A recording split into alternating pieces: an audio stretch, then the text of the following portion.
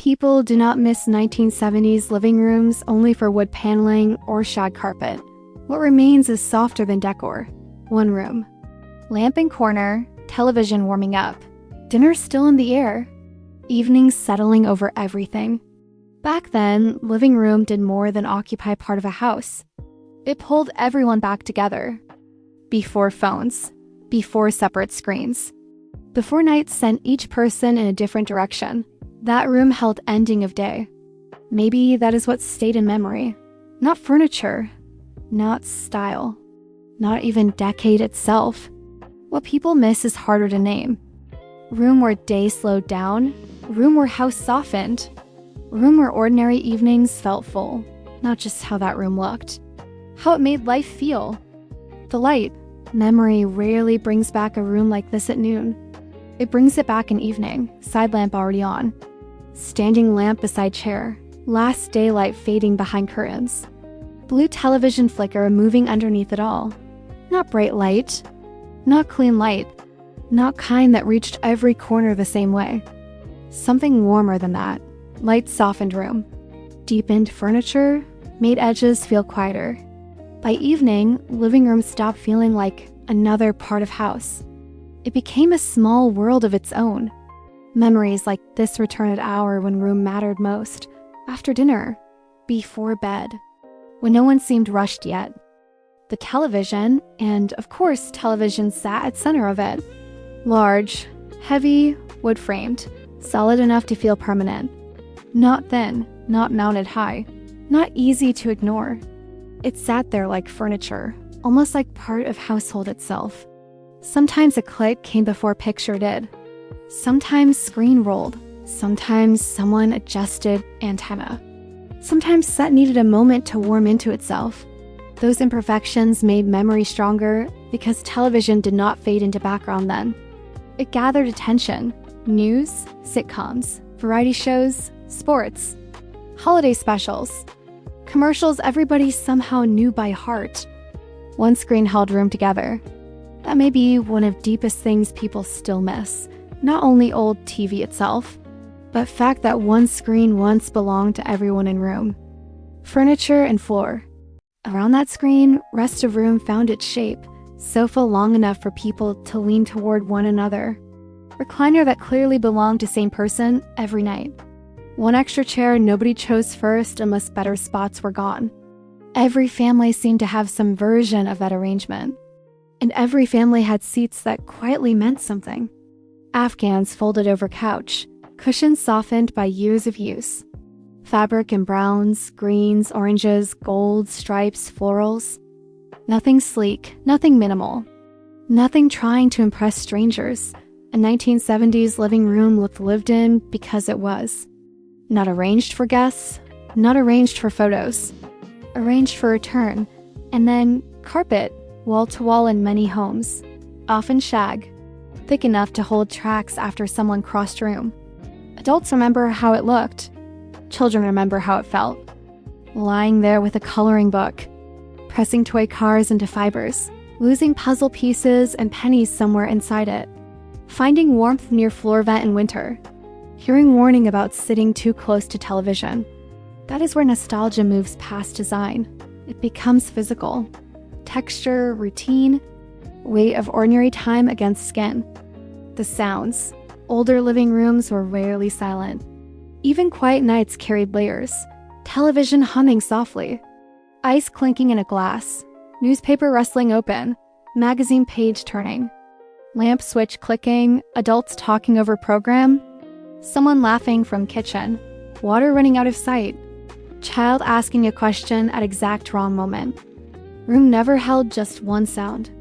It held life continuing around edges of whatever played on screen. That is part of what made spaces like this feel full. Living room was never only for watching television. It held conversation, reading, waiting, boredom, folding laundry, drifting off, and slow movement from daytime into night. Nothing felt staged. Everything felt inhabited. A room touched by daily life stays with people for decades. Surfaces of daily life. Look at coffee table in memory and it is almost never empty. Magazines, TV guide, remote, maybe Ashtray in many homes. Mail not dealt with yet. Candy in a bowl. Coasters nobody used consistently. Not showroom neatness. Just evidence of living. Same with side tables. Lamp. Paperback open face down. Family photo. Box of tissues. Phone close enough to reach without standing up. Nothing looked curated. Things gathered where hands had needed them last. That gave room a kind of trustworthiness. It only made space for another evening to happen inside it. Music in the room, and in many homes, music waited there too. Stereo console, record player in corner. Radio playing softly before television took over rest of evening. Music had more weight then. A record had to be chosen. Sleeve pulled out. Needle lowered carefully. Side finish, record turned over. That gave music a place in room. A parent putting something on during Sunday afternoon. Christmas records returning every December. Teenagers sitting close to speakers, reading liner notes while song filled air. Sometimes one song becomes tied to one room forever. Years later, hearing it again does not only bring back melody, it brings back lamplight, carpet, chair in corner, season outside. Feeling of that house around you. That is how ordinary rooms become permanent. Through repetition, through ritual, through evenings that felt small at the time and enormous later. What people really miss. People do not remember a 1970s living room only as a collection of old objects.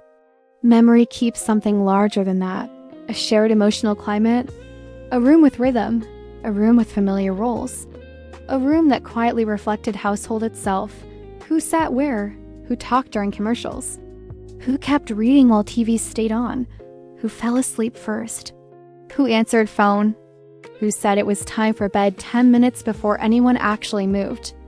That is why these rooms stayed alive in memory. Daily life stayed visible there, seen in worn cushion, heard in familiar sounds, felt in carpet beneath tired arms, caught in blue television flicker moving across wall. And yes, details remain too. Wood paneling, heavy drapes, earth tones, ceramic lamps, houseplants near window, sunburst clocks, maybe even an owl somewhere in room. All of it made room feel warm before anyone even sat down. A 1970s living room did not try to feel bright. It tried to feel sheltered, protected from weather, protected from darkness outside, protected for a little while from rest of world. Winter, holidays, quiet innings. That feeling grows even stronger in winter memory. Lamps on by late afternoon. Windows turning black. Television glowing brighter against dark outside. Blanket pulled over someone's lap. Wind moving faintly beyond glass. Holiday memories attach easily to a room like that. Christmas lights near television. Wrapping paper spread across carpet. Football game somewhere in background.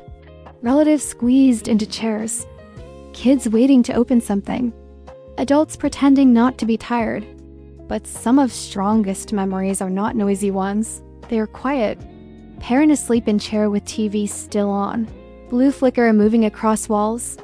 Child half awake on couch, pretending not to be tired.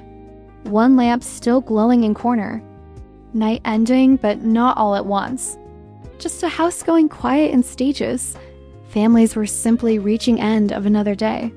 Watching, talking, reading, dozing off, waiting for tomorrow. Staying in same room a little longer before whole house finally went still. And somehow that became unforgettable. Ending. So when people say they miss a 1970s living room, they're not really asking only for wood paneling, shag carpet, or console television. What they miss is harder to name. One shared light, one shared screen, one shared ending today. A room that gathered everyone gently. A room that made ordinary time feel substantial. A room that turned another evening at home into something memory refused to let go of. And if a room like that once belonged to your world, what returns first? Television glow? Carpet under your hands? Dinner still hanging in air? Sound of adults talking over program? Chair that belonged to same person every night? Lamp in corner, still on later than it should have been? Or maybe something even smaller? Something so ordinary it barely seemed worth noticing then, and somehow never left.